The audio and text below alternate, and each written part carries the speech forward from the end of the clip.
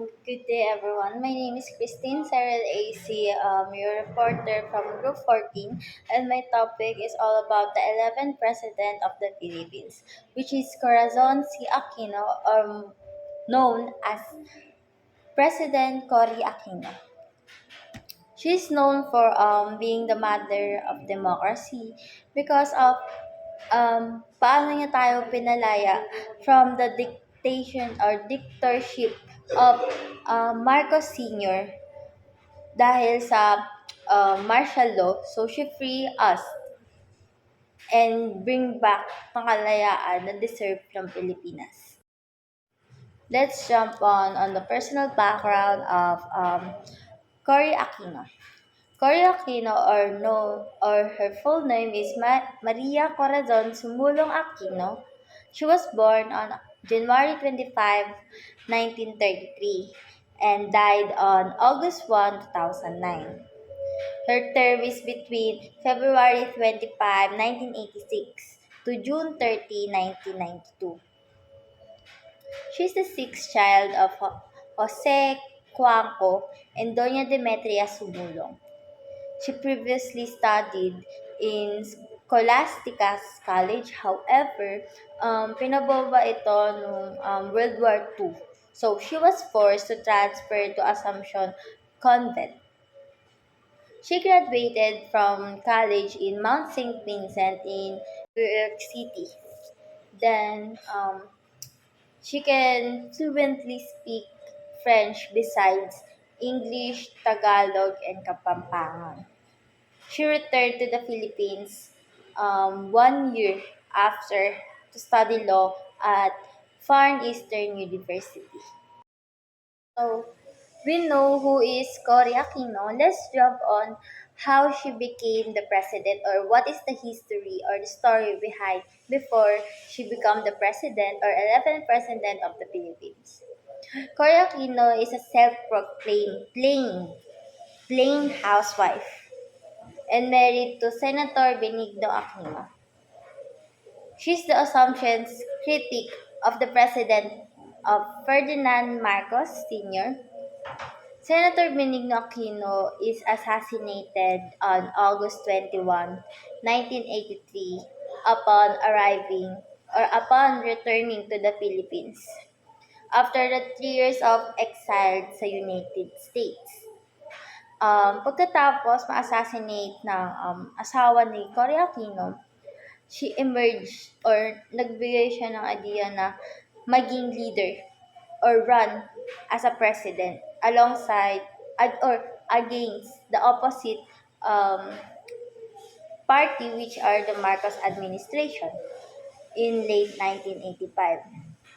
So, dahil tumakbo nga si Cory Aquino, President Marcos called for a snap election. Aquino ran for president with the former Senator Salvador Laurel as her vice president, or called as running mate. After the elections were held on February 7, and Batasang Pambansa announced or proclaimed that Marcos is the winner of the election. Dahil nga dito, she called for the massive civil disobedience protest. Why? Because she believed na siya yung nanalo. So, she believed na nanalo siya at hindi si Marcos. Na dinayan ni Marcos yung votes for him to win. Dahil nga, ang pagkakaanoan ni Cory Aquino is that against yung mga Pilipino sa dictatorship ng Marcos. Dahil nga, ano yung nangyari ng martial law. So, ayun. So, she declared herself that she'd been cheated on. So, this event eventually led to outstand of Marcos. Dahil nga dineklara ni Cory Aquino na she'd been cheating on. And she's the real winner in the election. Yung mga Pilipino is naniwala and rallied beside her or sinuportahan siya. So, they rally na patalsikin si Marcos for his dictatorship.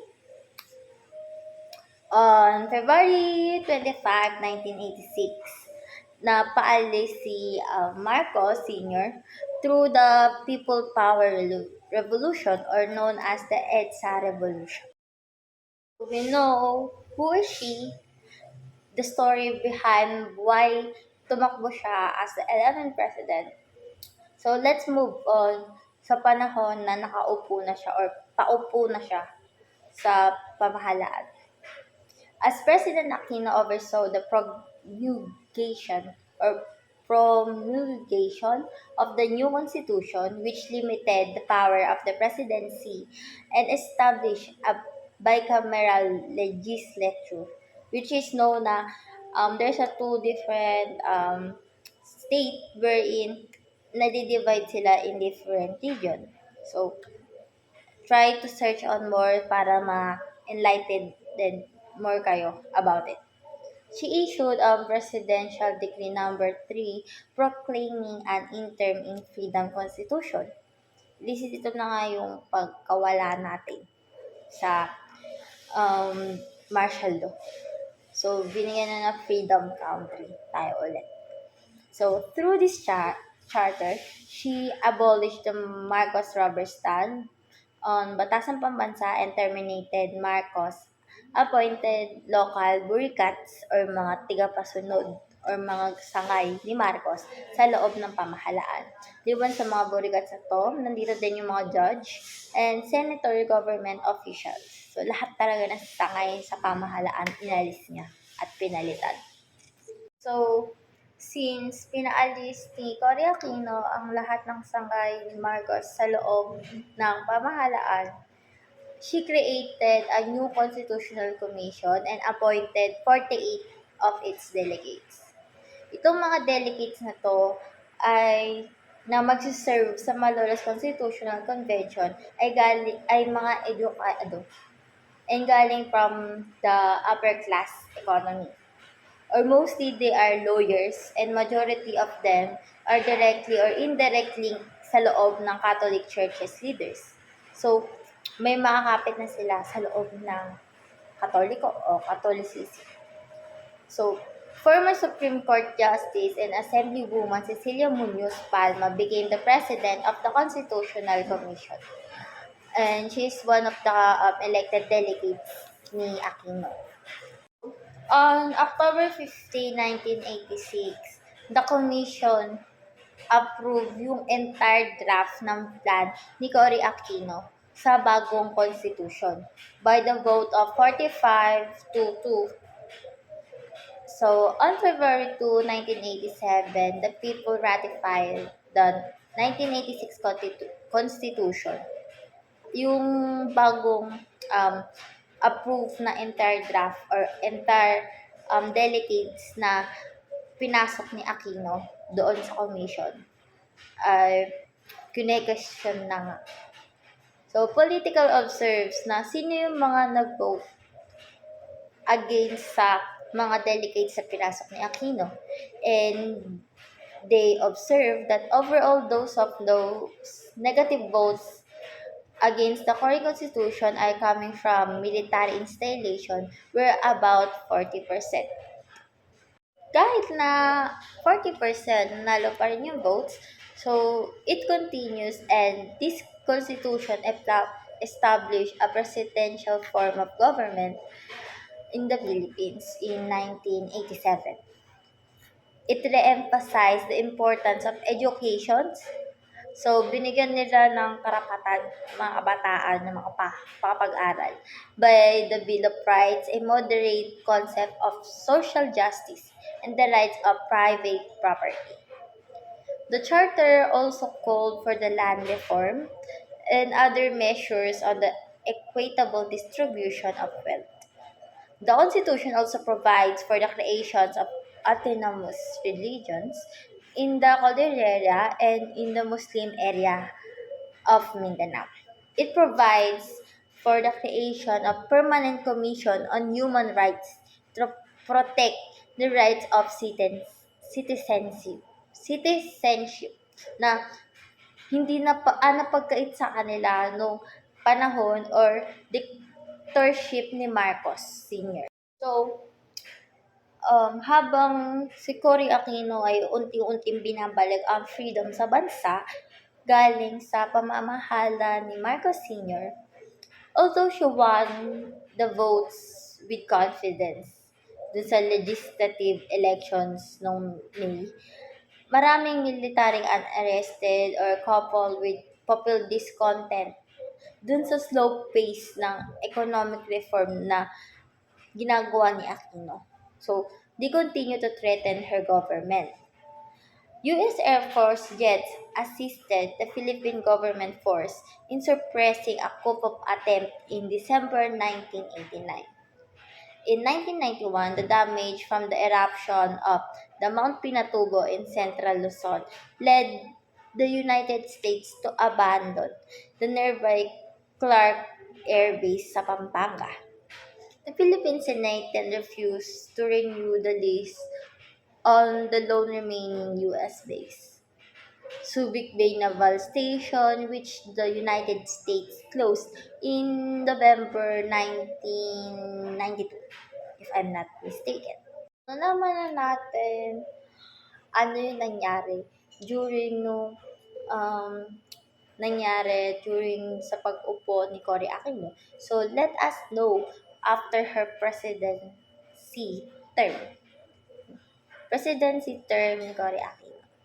Aquino declines to run in May 1992 on presidential elections dahil may sakit siya.